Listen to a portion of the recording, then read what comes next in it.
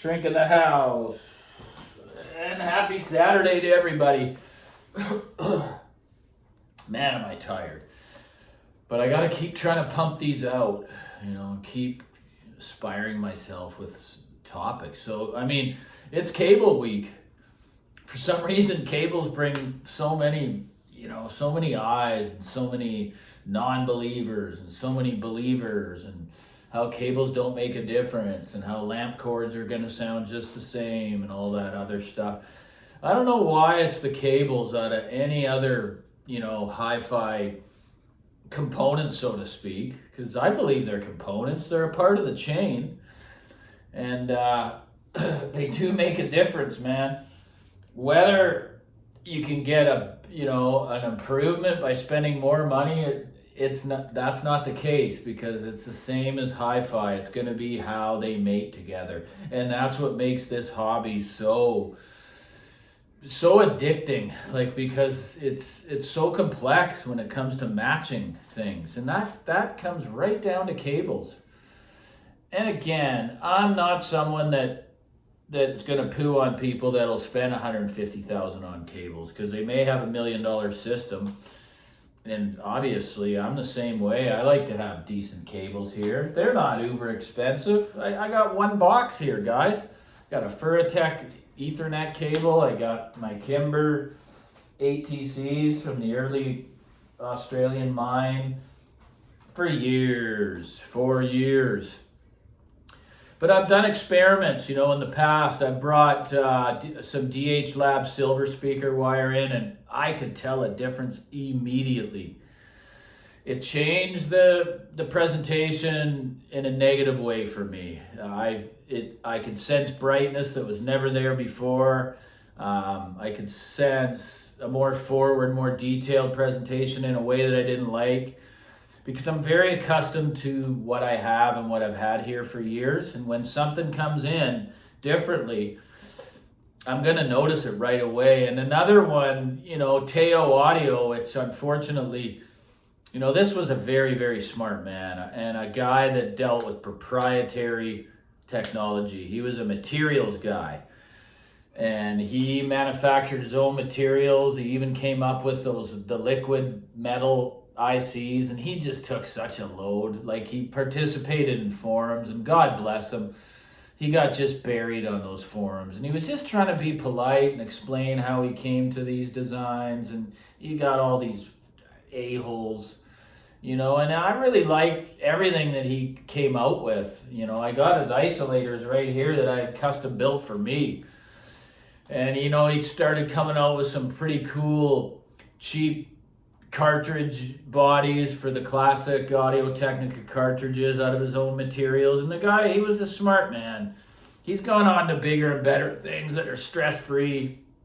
It's not a bunch of these haters coming on that know shit about what they're talking about. They've never built anything proprietary in their life, yet they're going to come on and diss and criticize and all. And I'm just sick and tired of that stuff. These are the men in the audio world that I look up to, are the people that have their own proprietary products that no one else can copy or design. And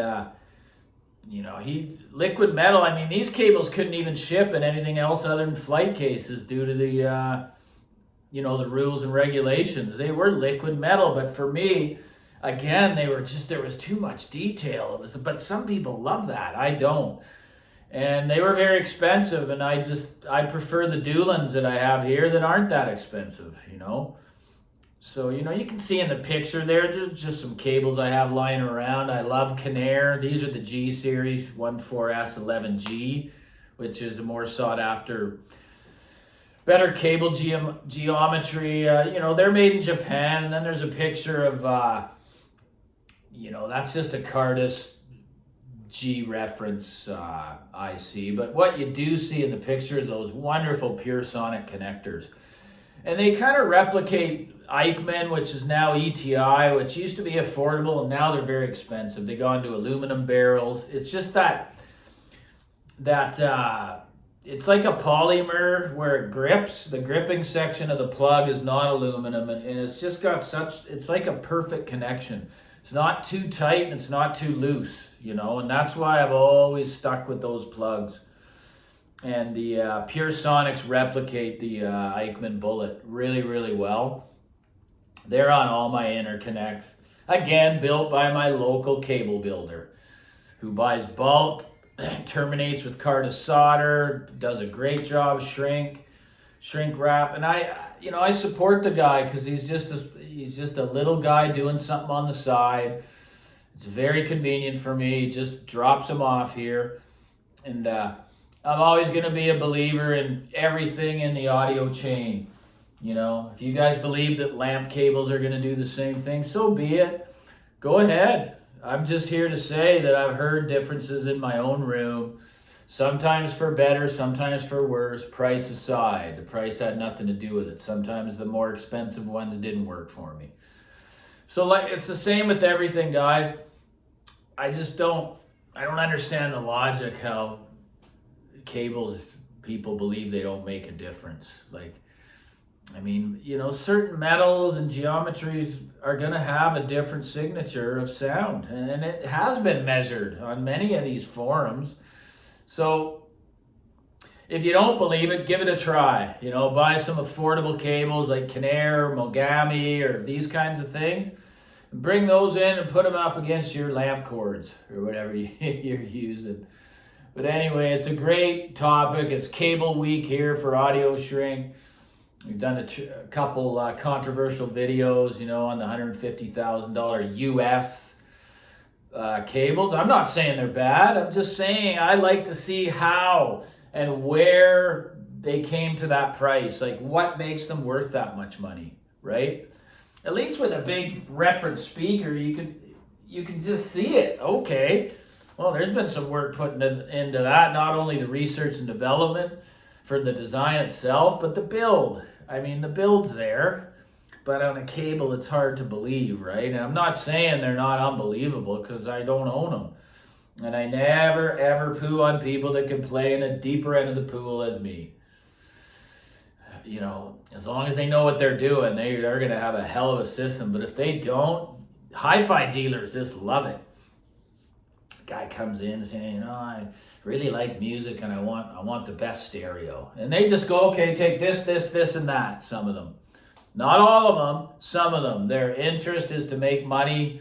It's not looking out for your best interest. So let's load them up with some, total mismatch of equipment at the highest price. And hey, you know what? Maybe that's the only stereo he'll ever own. And my hat goes off to people that can do that. That just buy a stereo, plug it in, and they're done for good, So anyway, there's a Saturday video for y'all. If you want to support the channel, please send a super thanks. It's right by the text bar, $1 or $2 to buy the shrink of coffee. I mean, I deserve it. Take care, guys. Like and subscribe.